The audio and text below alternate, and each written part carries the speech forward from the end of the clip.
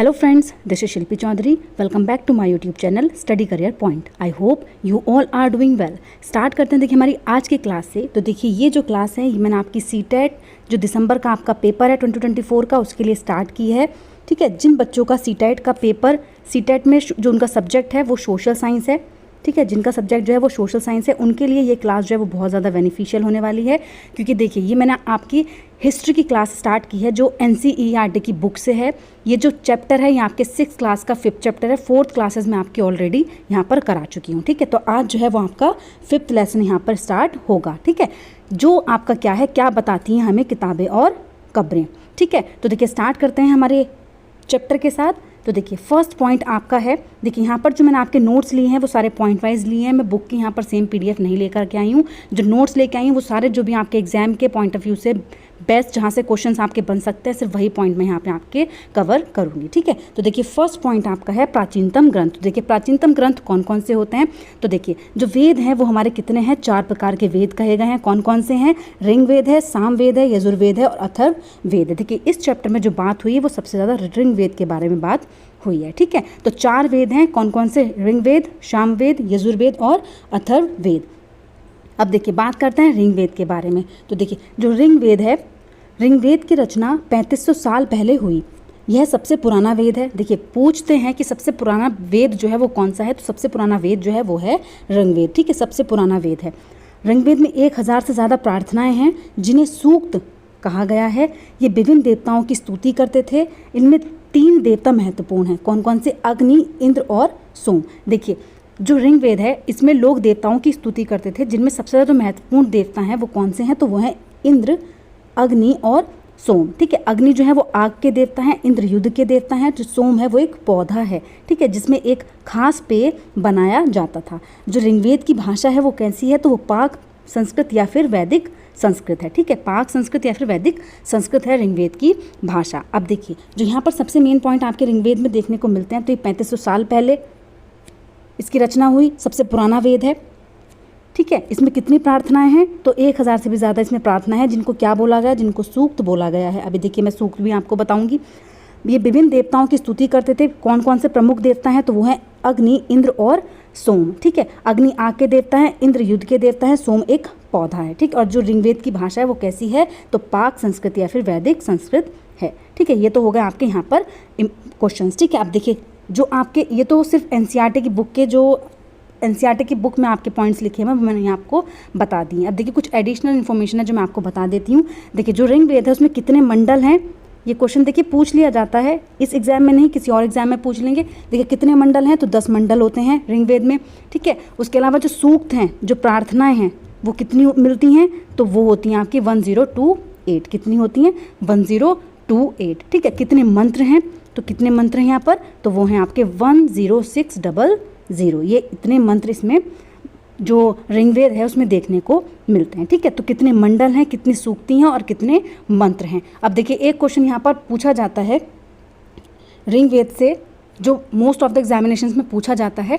जो तीसरा मंडल है ऋग्वेद का, जो ऋग्वेद का तीसरा मंडल है उसमें सबसे मेन चीज़ क्या है कि इसमें गायत्री मंत्र है। क्या है, गायत्री मंत्र। ये पूछ लेते हैं कि गायत्री मंत्र का जिक्र जो है वो कौन से वेद में और किस मंडल में हुआ है, तो ऋग्वेद के तीसरे मंडल में गायत्री मंत्र का वर्णन हुआ है। जो गायत्री मंत्र है वो किसको समर्पित है, तो ये सूर्यदेव और सावित्री देवी को समर्पित है। सूर्यदेव को और इनको सावित्री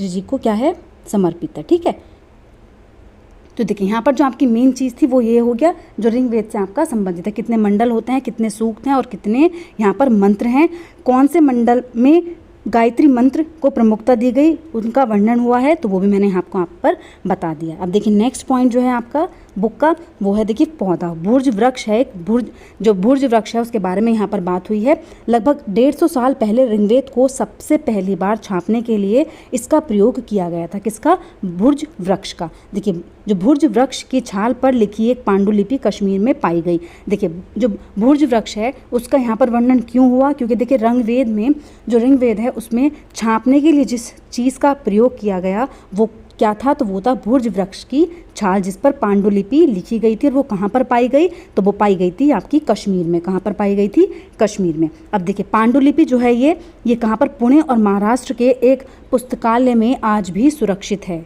ठीक है, तो ये भी आपका है कि पांडुलिपि जो है वो पुणे और महाराष्ट्र में आज भी सुरक्षित है। ठीक है, अब देखिए जो ये पांडुलिपि है आपकी किस तरीके की, तो देखिए ये आपकी इस तरीके की पांडुलिपि होती थी, जिसका मैंने यहाँ पर आपका फोटो ले लिया। ठीक है, चलते हैं देखिए नेक्स्ट पॉइंट पर। देखिए नेक्स्ट है ऋग्वेद की प्रार्थनाएं। तो देखिए कौन कौन सी प्रार्थनाएं थी जो यहाँ पर सम्मिलित थी, तो देखिए वैदिक प्रार्थनाओं की रचना ऋषियों ने की थी। ऋग्वेद में मवेशियों, खासकर पुत्रों और घोड़ों की प्राप्ति के लिए अनेक प्रार्थनाएं हैं। घोड़ों की लड़ाई में रथ खींचने के काम में लाया जाता था। मतलब ये है कि जो वैदिक प्रार्थनाएं हैं तो उसमें किन चीज़ों को लेकर प्रार्थनाएं हुई हैं, तो वो पुत्रों को लेकर, घोड़ों की प्राप्ति को लेकर। ठीक है, जो घोड़े हैं वो किस चीज़ के काम आते थे, तो वो रथ को खींचने के काम में आते थे। अब देखिए ऋग्वेद की प्रार्थना में विश्वामित्र नामक ऋषि और देवियों के रूप में पूजित दो नदियाँ कौन कौन सी हैं, तो वो है व्यास और सतलुज नदी। कौन सी है, व्यास और सतलुज नदी, जिनकी क्या होती थी, जिनको पूजा जाता था। उसके अलावा जो नदियाँ हैं, और भी नदियाँ इसमें शामिल थी। कौन कौन सी, तो वो थी सरस्वती, सिंधु तथा गंगा और यमुना। अब देखिए जो गंगा और यमुना है इनका उल्लेख केवल एक ही बार हुआ है इसमें। किसमें, जो गंगा और यमुना नदी हैं उनका उल्लेख जो है वो सिर्फ एक बार हुआ है। और जो पूजनीय नदियां थी जो किनके द्वारा पूजी गई, विश्वामित्र नामक ऋषि और देवियों के रूप में पूजी गई, वो कौन सी थी, वो थी व्यास और सतलुज नदी। ठीक है, इसके अलावा और जो नदियां शामिल हैं वो है सरस्वती, सिंधु, गंगा और यमुना। ठीक है, ये आपकी क्या हो गई, ऋग्वेद की प्रार्थनाएं हो गई। अब देखते हैं देखिए लोगों का वर्गीकरण किस तरीके से था यहाँ पर। तो देखिए लोगों का वर्गीकरण काम, भाषा, परिवार या समुदाय, निवास स्थान या सांस्कृतिक परंपरा के आधार पर किया जाता था। जो लोगों का वर्गीकरण है वो उनके काम, भाषा, परिवार, समुदाय, उनके निवास स्थान के आधार पर किया जाता था। अब देखिए दो समूह में जिनका वर्गीकरण हुआ है।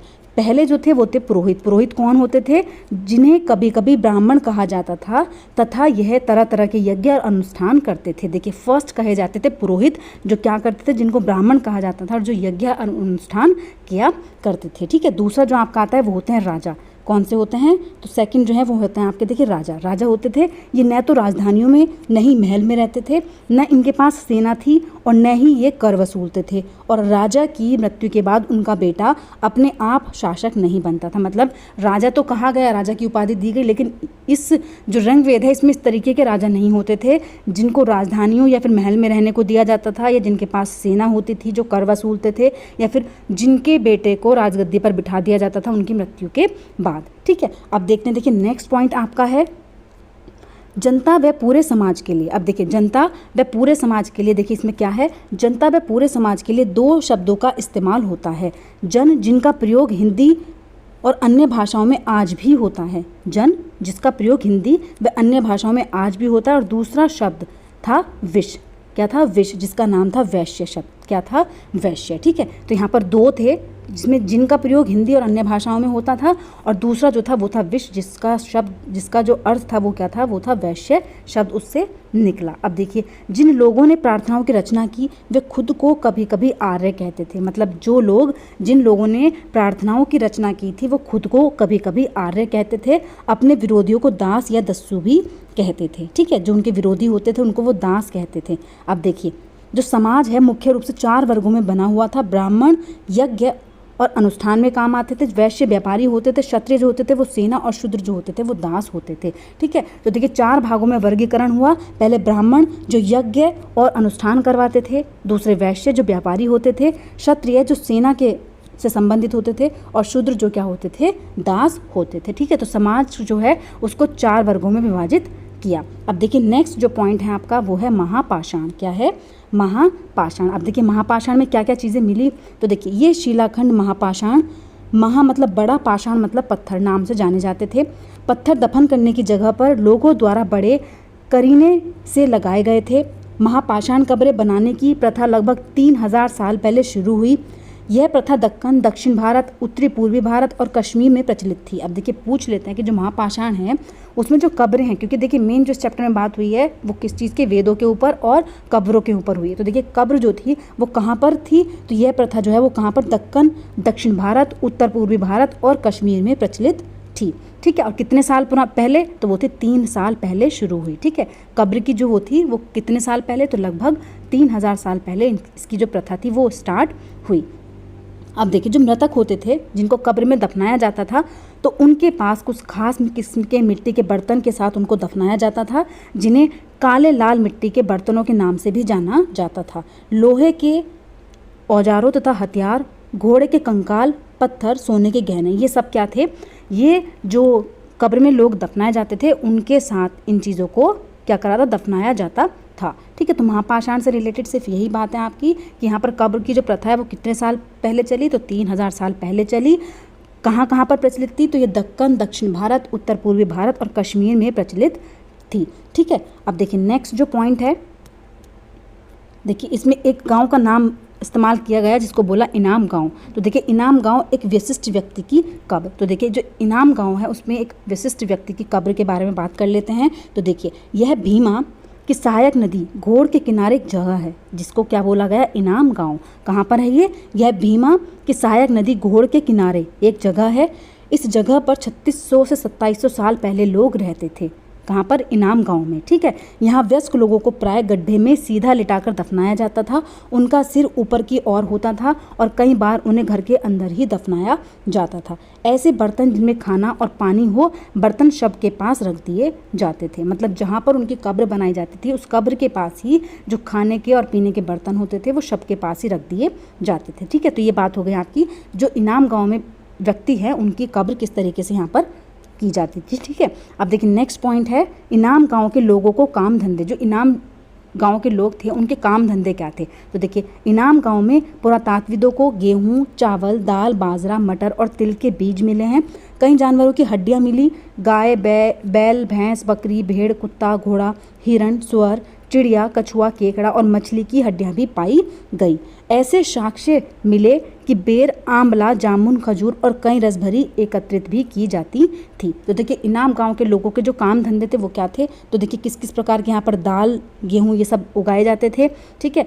कौन कौन से जानवरों की हड्डियाँ यहाँ पर मिली हैं वो सब बातें यहाँ पर हुई हैं। उसके अलावा जो पेड़ पौधे, जो जामुन, खजूर ये सब चीज़ें थी उनकी भी यहाँ पर चर्चा हुई है कि कौन कौन सी चीज़ें जो हैं वो यहाँ पर एकत्रित की जाती थी, ठीक है। देखिए अभी जो ऋग्वेद है उसके बारे में मैं आपको यहाँ पर थोड़ी एक्स्ट्रा इन्फॉर्मेशन दे देती हूँ। देखिए यहाँ पर जो सबसे मेन चीज़ बात हुई है वो वेदों के ऊपर बात हुई है। तो देखिए ऋग्वेद के बारे में यहाँ पर सिर्फ ऋग्वेद को ही बताया गया था इस चैप्टर में। तो देखिए ऋग्वेद में मैंने आपको जो मंडल हैं, कितने मंडल हैं, ठीक है, कितने सूक्त हैं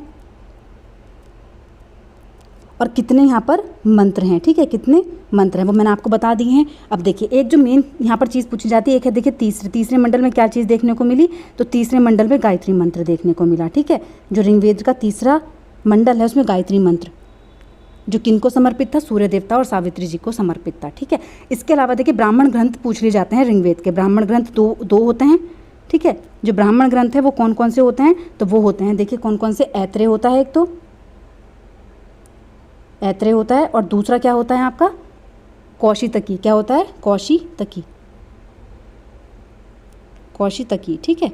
तो 2 ब्राह्मण ग्रंथ होते हैं इसके ऋग्वेद के। तो देखिए ऋग्वेद में आपका सिर्फ यही मेन चीज़ें थी जो मैंने आपको बता दी हैं, ऊपर आपकी हो गई हैं, ठीक है। ऋग्वेद में मंडल, सूक्त और मंत्र कितने हैं, तीसरे में गायत्री मंत्र की बात हुई है। और ब्राह्मण ग्रंथ कौन से हैं इनके, तो ब्राह्मण ग्रंथ है ऐत्रेय और कौशितकी, ठीक है, कौशितकी। तो कौशितकी आपके हो गए यहाँ पर। तो यही आपका जो आज के चैप्टर में चीज़ें थी वो मैंने आपको बता दी हैं। ये देखिए एनसीईआरटी का पार्ट नहीं है, ये एनसीईआरटी का पार्ट नहीं, आपकी एडिशनल इन्फॉर्मेशन है। जो एनसीईआरटी का पार्ट था वो मैंने आपको ऊपर करा दिया है। जो पीपीटी में आपको देखने को मिलेगा वो सिर्फ एनसीईआरटी की बुक से चीज़ें आपके ली गई हैं, थोड़ी एक्स्ट्रा हैं जिनकी इन्फॉर्मेशन आपको होनी चाहिए, अदर एग्जाम में काम आए, इस एग्जाम में आपसे क्वेश्चन पूछ लिया जाए कुछ डीप में जाके, तो इसलिए मैंने आपको ये चीज़ें यहाँ पर बता दी हैं, ठीक है। तो देखिए आज की क्लास आपकी सिर्फ इतनी ही थी। अगर आपको मेरी क्लास अच्छी लगी हो तो प्लीज़ मेरे चैनल को लाइक करें, सब्सक्राइब करें और शेयर करें। ऐसी ही और वीडियोज़ के लिए मेरे चैनल पर बने रहिए। Thank you.